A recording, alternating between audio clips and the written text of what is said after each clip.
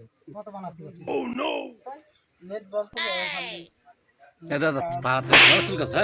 এবারে যারা তোমার পররাষ্ট্রমন্ত্রী দেশে, যারা অর্থমন্ত্রী দেশে, সে তারে ঢাকায় নিয়ে যাবে, আমার অর্থমন্ত্রী এই জায়গায় হাত দিবা না, সরকার দেবে বলেছে।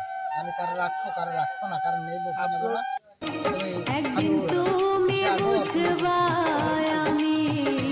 80,000 মার্কিন ডলার বেতন পায় মাসে, তারে নিয়ে আইছে মাত্র $10,000 বেতন এই জায়গায় দেবে।